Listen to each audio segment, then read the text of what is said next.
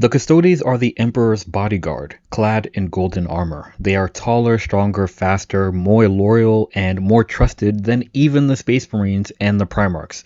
They are the Emperor's personal household, the Emperor's chosen, his emissaries. To them he gives the best armor and the best weapons that he can provide.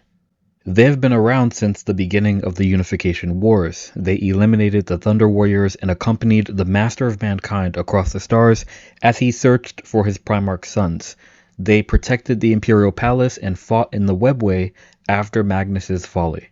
Their only purpose is to safeguard the Emperor's physical being. Their only fear is to fail in that duty. Their will is not their own, but instead is the Emperor's will. Their victories are not their own, but are instead the Emperor's victories. They will do whatever the Emperor commands, even if he commands them to die. The Emperor once ripped a demon sword out of his own body and threw it into one of his custodians before telling that custodian to run as far away from him as physically possible. That custodian would go on to run for the rest of his life. He would run until he died because the Emperor never told him to stop. A custodian who was injured in the line of duty immediately considered his own existence to be invalid because he thought he failed in fulfilling a command that the Emperor gave him. The only person who could persuade him otherwise was Constantin Valdor, Captain General of the Legio Custodes. Custodes are nearly perfect and nearly immortal. For every victory they add another name to their long list of names, to the point that it would take a full volume to name the youngest custode and a library to name the oldest. The Legio Custodi have amazing lore. It's hard not to be a fan of them. They are so legendary that there have been debates about their existence as a playable faction in Warhammer 40k at all. They are so unbelievably overpowered that it almost doesn't seem fair that there are even a faction to play. The Custodes are amazing. Recently, Games Workshop made a change to the lore of the Custodes. The change was that instead of the Legio Custodes organization being one of all males, it is now composed of both males and female custodians. In fact, this change was a retcon. The retcon was to say that female custodians always existed in the Legio, where lore previous to this described the organization as one of all males. What this essentially means is that the Custodes still did everything I just mentioned. They are still everything that I just talked about. They are just as powerful as they have always been. They are still amazing according to their lore. The only difference is that there are now female custodians along with male custodes. This one lore change has had grown men crying and moaning all over the internet. This is the one retcon that has had people cursing Games Workshop to hell and back. This is the one update that has people ready to physically fight in the comments. My question is, why is there so much hate around this change? If the Custodes are no less powerful, if they are still the loyal chosen of the Emperor who would give their life for him in a second, if they are still immortal heroes so legendary that they almost shouldn't exist after the Horus Heresy, then why do so many people hate this lore change so much? According to those who talk about it, they say it's primarily because Games Workshop is going against its own lore. But I don't believe this. I don't think the hate toward this retcon has anything to do with the lore for most of the people who say that it has to do with the lore. What I think is happening is that the Warhammer wargaming community is being influenced by the personal beliefs and ideologies of popular content creators here on YouTube. These content creators talk about the lore and the setting of Warhammer 40k from a right-wing conservative perspective, and it is poisoning the content creation sphere on YouTube, and through that, the actual wargaming community around Warhammer 40k. In this video, I'm just going to go over examples of why I think this is the case. I know that for a lot of you, this is going to be a very controversial, very charged video, and I understand, but I do think that this needs to be talked about because this is having an effect on not only the online content creation sphere, but how people view Warhammer 40k and Games Workshop. Let's get into it. So when looking at the different videos and reactions to the Custodes lore retcon, there are generally 3 reasons why people are saying that they hate this new change. The first reason is that they say Games Workshop is going against its own established canon. The second reason is that they say the female Custodes decreases the value and the importance of the Sisters of Silence. And the third reason is they say that it's politically motivated and that Games Workshop is going woke.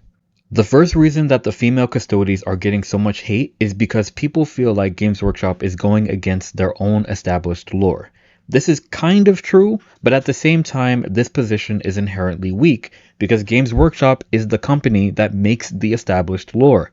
It owns the intellectual property to Warhammer 40k, and because it makes the lore, it can change the lore however they like at any time. Can this potentially suck? Absolutely. When Games Workshop introduced the Primaris Marines, I thought it was one of the most nonsensical changes to the Space Marine lore ever. But regardless of how I feel about them, they exist. They are part of the established canon lore of Warhammer 40k now, where once they did not exist. Another example is that Games Workshop retconned the majority of its lore and miniature range for the squats and turned them into the Leagues of Votann. And another example is the Necron faction, which experienced waves of retcons in the last few editions, and so on and so on and so on. Games Workshop has, can, and will retcon and change the lore to their narrative universe and intellectual property. It's valid to not like the changes, but to feel like Games Workshop owes us to keep the lore how we prefer it is childish, immature, and will only lead to further disappointment. The only thing that we can do as hobbyists is wargame through our preferences on the versions of the lore that we like. For example, I don't like Primaris Marines, so I don't play them, but instead I collect Firstborn Marine sculpts. I think that the majority of the people in the wargaming community understand this concept. This, I don't like this thing, so I'll focus on what I do like. But there's a loud minority that doesn't seem to get it. The second reason people are upset about the Female Custodes retcon is because they feel like it was an unnecessary change, since there are factions like the Sisters of Silence who are an all-female organization that are connected to the Custodes. By making the Custodes both male and female, they feel like it takes away from the value and the significance of the Sisters of Silence. This kind of thinking is primarily the result of not understanding the lore of the faction. The amount of people who actually think that the Sisters of Silence are part of the Custodes, or that they are the female version of the Custodes, is actually disappointing. The Sisters of Silence are not female Custodes, and they are not part of the Legio Custodes. The Legio Custodes are the Emperor's bodyguards. The Sisters of Silence are psychic blanks who hunt down rogue psychers. Again, the Legio Custodes are the Emperor's bodyguard. The Sisters of Silence are the Emperor's huntresses. They are two different organizations. To a degree, it's understandable why people think that they are part of the same group. They are often shown together, and recently Games Workshop released the Warhammer Plus episodes with the Female Custodes and the Sister of Silence working together. But this is also the kind of thing that happens when you get your lore from what you see instead of what you read. The Custodes and the Sisters of Silence are two separate organizations that are part of a group called the Talons of the Emperor. The Talons were the military forces that took command from the Emperor directly during the Great Crusade and Horus Heresy. The Custodes are the Emperor's right hand, and the Sisters of Silence are his left, but the Talons also include other organizations as well. The Sisters of Silence are important because they all have the rare pariah gene. In the Warhammer 40k universe, humans are a psychic species, meaning that they have an impact on the warp and potential psychic powers. The most powerful psyker in Warhammer 40k is the Emperor of Mankind, but some humans are born without a presence in the warp. They have no souls. They are void, where others have psychic potential.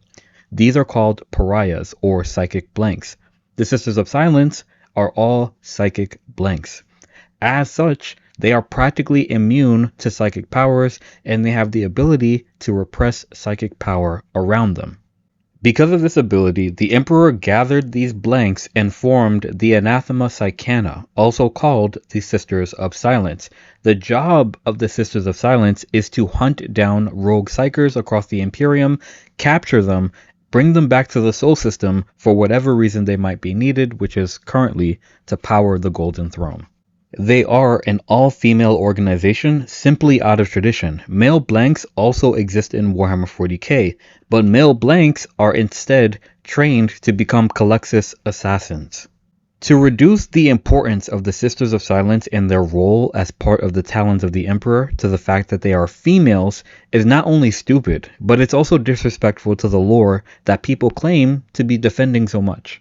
The Custodes do not need the Sisters of Silence. The Legio Custodes existed without them for at least half of the Unification Wars and are under the command of Constantin Valdor. The Sisters of Silence do not need the Custodes. They have their own structure, their own units, weapons, and are under the command of Janisha Kroll. The two organizations work together when the Emperor commands it and when it is necessary, but they are not codependent, nor are they the same. And before someone says it, I'm talking in terms of the Warhammer 30k setting. The Sisters of Silence are not diminished by the existence of the female Custodes, and there is no actual lore stating that this is the case. So where is this idea coming from? This leads me to my last point. The third and main reason that people hate the female Custodes retcon is they feel that it is politically motivated and that Games Workshop is going woke. Usually, I would shy away from talking about politics in relation to the hobby, but I can't do that anymore because over the years that I've been in this wargaming community, I've realized that this is how people get away with inserting their political beliefs onto the setting, and it needs to be addressed. I've come to realize that a lot of the people who championed leaving politics out of the hobby in actuality just didn't want other politics in the hobby that were different to theirs. Theirs being right-wing conservative-leaning politics. Let's start with the most obvious point, that if you call anything woke in the attempt to identify something that is negative, then you are obviously conservative in your political beliefs. Woke is used to negatively say that something is overly politically correct. If you call these changes happening to Warhammer 40k woke, then it is a bold claim to say that what Games Workshop is doing is politically motivated when you are already clearly politically motivated. You already thought that Warhammer 40k was somehow a politically conservative game and setting prior to these changes. If you think that diversity in the characters of Warhammer 40k in terms of visual ethnicity and gender representation is a negative thing, then what you are admitting is that you don't want any of it. You don't want there to be anything other than Caucasian-looking characters, and you don't want female characters to be anywhere that you don't think they should be. These are clearly political positions that could be described as anything from clearly stereotyping and sexist all the way to racist and misogynist. And when these people are called out for these views and ideas that they have, they would run and hide behind the canon, behind the lore. They would say, that's just how Warhammer is. Games Workshop made the canon this way. But now that Games Workshop is changing its lore and you can no longer hide behind it, all you can do is yell about how Games Workshop is changing the lore to pander to new people, because at one point you thought it pandered to you. The truth is, a lot of you over-identify with the hobby and you misinterpret the lore to fit your real-world beliefs and perspectives and identity. And now that things are changing, it makes you uncomfortable because it feels like your political beliefs and identity are being challenged, when in reality, all that is changing is the lore of a made-up universe. This is why some of you are raging so much. You are taking the changes personally and you feel targeted. So no, instead of rejecting that the changes happening to the setting are politically motivated, I am actually going to agree. These changes are politically motivated, and here's why.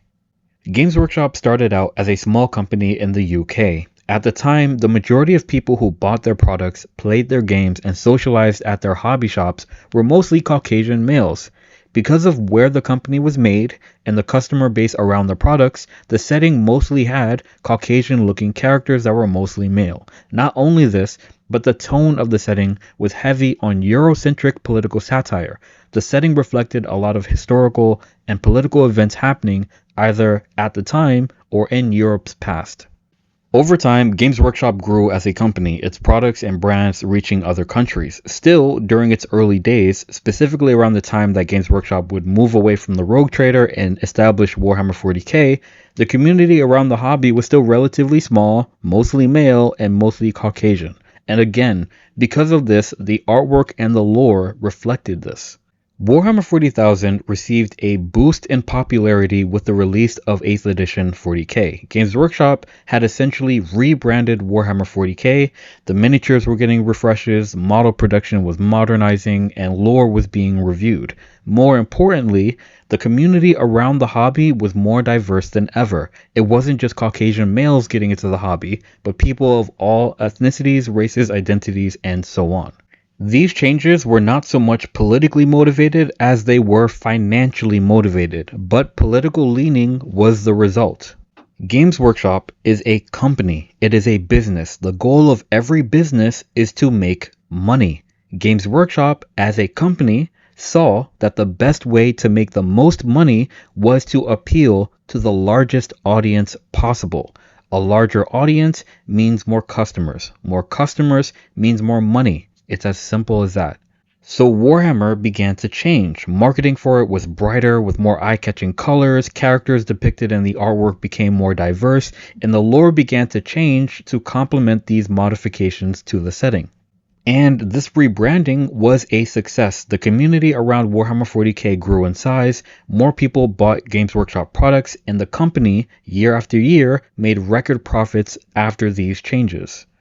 This is how we got to where we are now. There's a bunch of new people entering this wargaming community. They are curious about the setting, the factions, and how everything works. But as there will always be, there are some people who don't like how the wargaming community is changing. They don't like the changes to the lore. They don't like how popular and mainstream the hobby is now. They don't like how diverse the community is becoming and how these new people are choosing to hobby and look at the lore. By itself, there's nothing wrong with that. We all have the ability and the right to choose what we like and what we don't like. However, when these people build themselves up to be sources of information about the hobby or the setting, how they view Warhammer 40k can quickly become how new people view the hobby through their influence.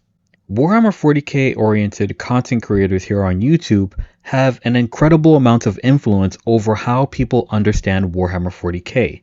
It is much easier and more convenient for people to watch a video breaking down the lore of the setting rather than sit down and read a book on the lore. And there have been hundreds of people who have made a career out of making YouTube content about Warhammer 40k.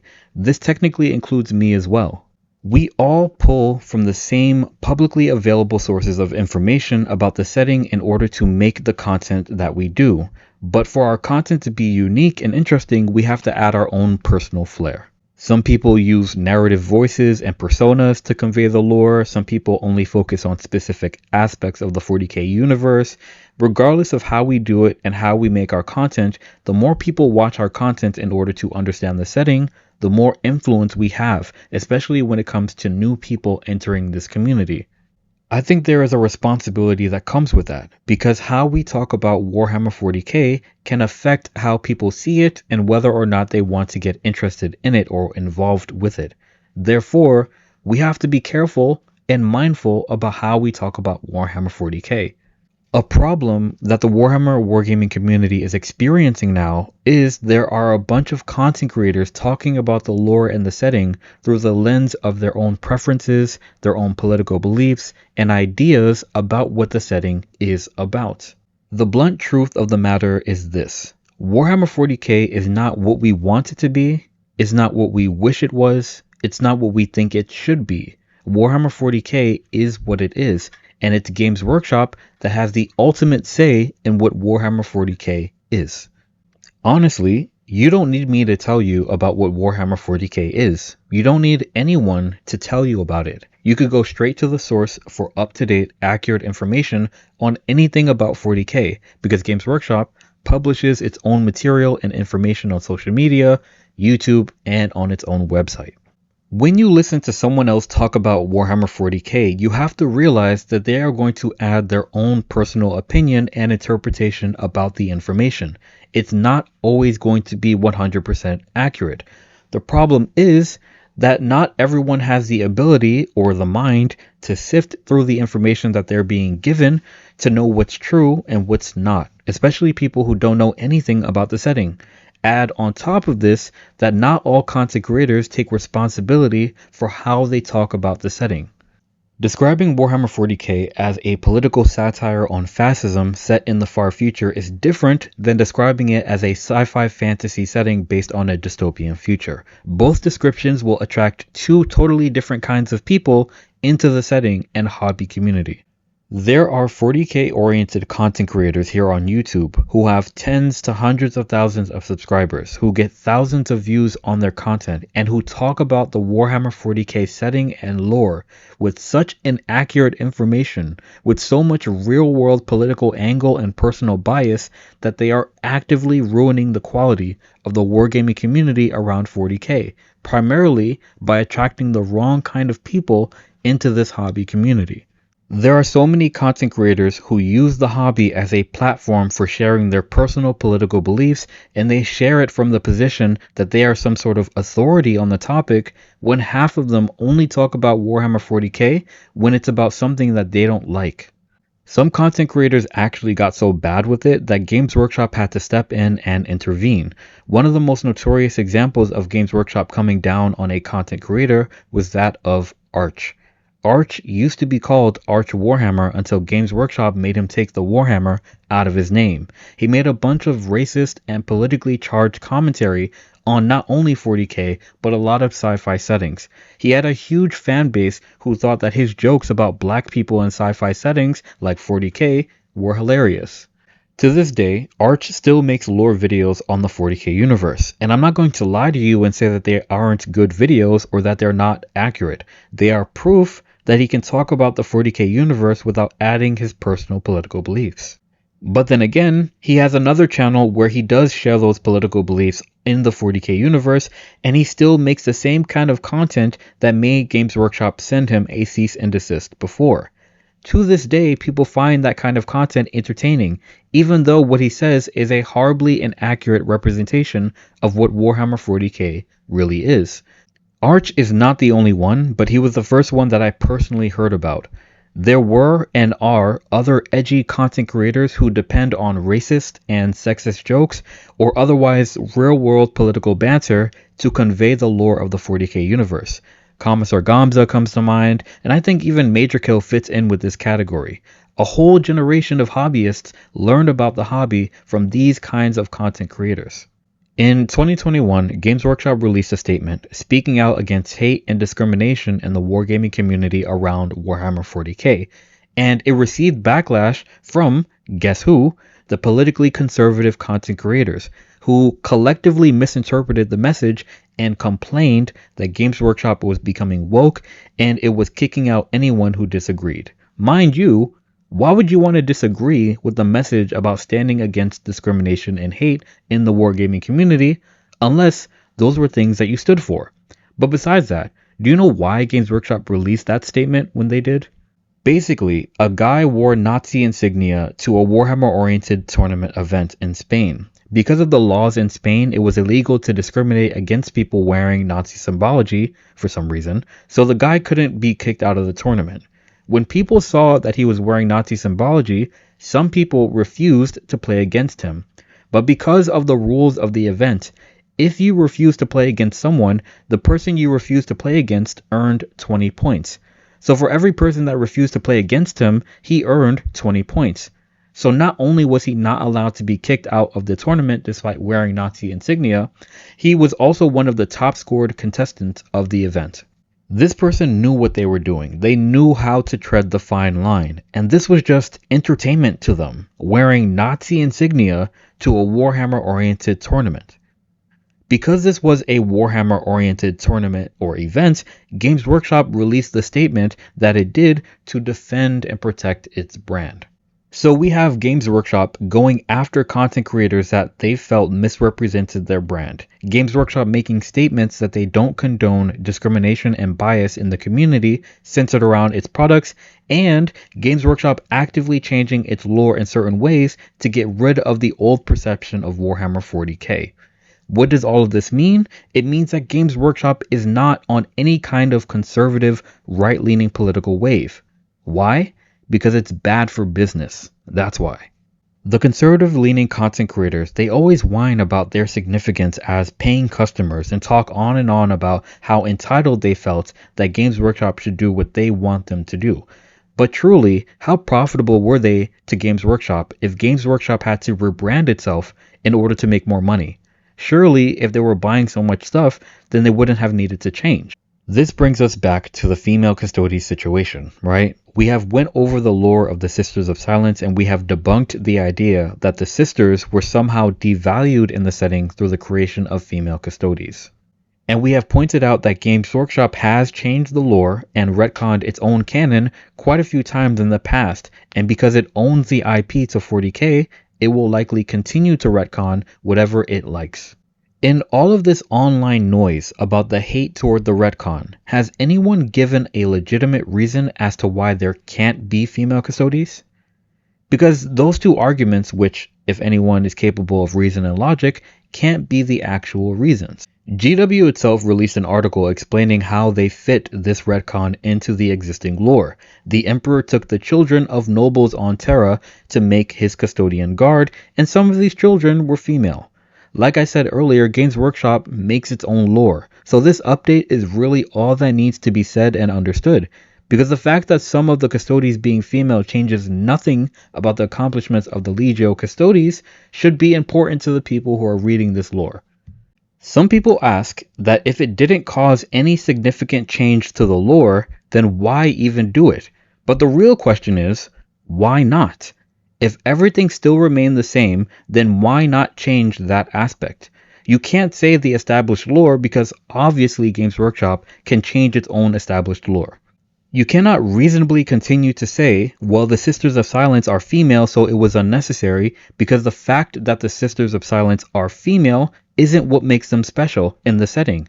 Their abilities make them special. There are male blanks, there are male pariahs in the 40k setting, which means if Games Workshop wanted to, it could change the lore to rename the Sisters of Silence to their more formal name, the Anathema Psychana, and they can include male blanks as well. Because their gender is not the focus of their importance, but instead their ability, having males as part of the Anathema Psychana would not significantly change the faction negatively or positively. If GW could do that and it wouldn't change the faction's impact on the setting in a negative or positive way, then they could also make female Custodes without impact as well, because their gender is not the most important part of their lore, their role is. And if GW added male blanks to the Anathema Psychana, then what?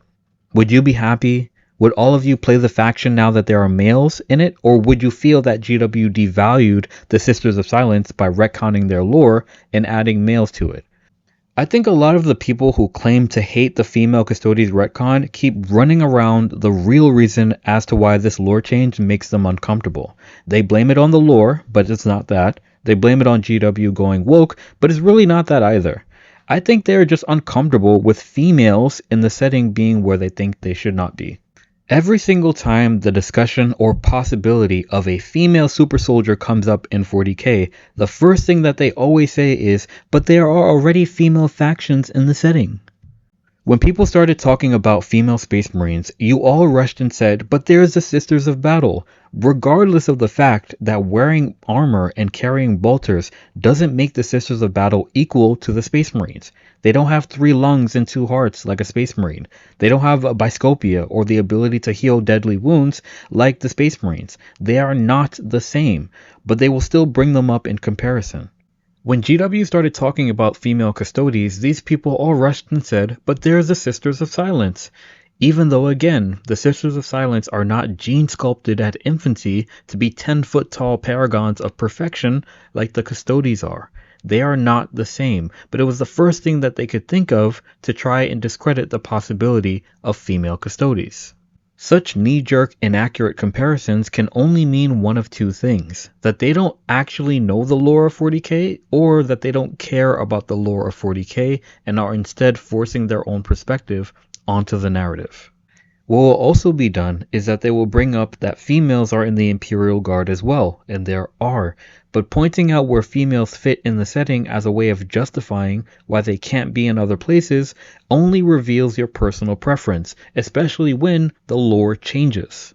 The attitude is, without a doubt, females cannot be in the male power fantasy factions, the super soldiers of humanity. They can't be Space Marines. They can't be Custodes. They can't be Primarchs, because that would mean having females in male-dominated spaces. And just like how there's a male power fantasy, there's a female power fantasy as well, and it's always from the angle of the female warrior that isn't as strong as the men, but complements them in combat with their femininity and ferocity. Notice the aesthetic of the Sisters of Battle and the Sisters of Silence, how they wear corsets and tights, how they clearly have breasts or breast-shaped armor and are very clearly female in design. Compare this to the complaints that the female custody designs are getting and how masculine they are. Even when GW released strangely feminine looking heads for the Space Marine, people were so in denial about the possibility that they were feminine that in desperation they described them as Asian instead. I'm tired of acting like I don't see a pattern in the complaints. What other explanation can there be against female custodies except personal bias against females in positions where males once dominated? It has nothing to do with the lore or the female forces in comparison. It has to do with personal bias against females in what was once male spaces. If you listen carefully to everyone who is against the female custodies, they will all mention some weird thing about traditional feminine roles. Traditional feminine roles in a fantasy sci-fi setting? What is going on here? I genuinely think that this level of hyperfixation on the topic can only be fueled by the desire to prove some sort of inequality. They can't be females because it's impossible. It's impossible because the Emperor, who is an immortal psychic master geneticist, simply wouldn't choose females to be his bodyguard because what? Because females are weaker than males, or they're more emotional than males, they're not equal to males, females can't be bodyguards. It's like all imagination and fantasy flies out the window when the topic of female super soldiers comes into the picture. The worst part about this is that people who are against the lore change keep trying to suggest that they would have been more open to it if Games Workshop wrote female custodies into the lore the right way, when that's a lie. In the small window of time between when the short story was released in the 11th edition Custodes Codex and Games Workshop confirmed that they were always female custodies, people raged just as hard as they are now. No matter how Games Workshop approached the matter, it would have been rejected because females. Look, if you reject the change to the lore update to the Custodes faction, then fine. But stop blaming it on the lore and stop making comparisons to the Sister of Silence. Just admit directly that you don't like women in your hobby. Stop acting like you're a champion of the lore when your understanding of it is nearly 2 decades outdated. Stop acting like you are speaking with any authority about your understanding of the lore if you can't admit that the way Games Workshop went about inserting this lore is at the very least possible. For the majority of this video, I've been beating up on the political right and how it has damaged the online community's perception of Warhammer 40k, but I also can't ignore the left-leaning people who react to these changes that Games Workshop is making to the setting as if it's some sort of personal victory. That's not cool either. I'm against people using the hobby as a political platform in either direction. I don't think that you painting your Space Marines in any kind of real-world flag design is interesting, regardless of whether it's an American flag or a pride flag. I think your interpretation of Space Wolves as sci-fi Scandinavians is as stupid as your analysis of the Mechanicus being gender neutral, because what are we talking about here? People thinking that Games Workshop is betraying its conservative beginnings are just as senseless as people thinking Games Workshop are making the changes it is to stand with the liberals. I don't know how many of you know this, but I'm black in real life. And when Games Workshop started showing more dark-skinned characters, more diverse characters, I didn't celebrate it because to me, it's normal. This is normal. People used to tell me all the time that, oh, Warhammer 40k is diverse. And now that Games Workshop is showing it, it's not something that's brand new. This is not something that needs to be celebrated. It's not a victory. It's normal. It should be normal. It seems that people lack the imagination to just let 40K be what it is as defined in great detail by Games Workshop, that they lack the ability to mentally leave the real world behind and immerse themselves in a narrative universe that has its own politics, its own definitions, its own beliefs, and to talk about the setting from that position. This is what I meant earlier when I said that some people over-identify with this hobby. It's to the point that from the outside looking in, it seems like some people believe Warhammer 40K is a real setting. It's not healthy. It's not making the community any better. This video went all over the place, but everything I talked about is connected. How most of the negativity around the female custodies situation is from a conservative viewpoint of what the hobby and the setting are supposed to be, about how a lot of the negative perspectives are coming from online content creators, half of which don't even play the game or know the lore of the setting, but have so much to talk about it because they think it's all political. How much influence these people have over our perception of the setting, but how little responsibility they take for the perspectives that they share, and how important it is that we are mindful about how we talk about Warhammer 40K. I hope that this video was valuable to someone. I think this needed to be said because I was tired of these negative Nancy content creators acting like their perspectives were completely reasonable and that no one could have anything to say about their points. I've been in this community for almost a decade, and I haven't felt so embarrassed to be associated with it as I have in the last few days around this female custodies situation. Let me know your thoughts in the comments below. Share this with people who you think should see it, and without anything else to say, Inquisitor Vaughn out. Remember, the Emperor protects and the future is successor.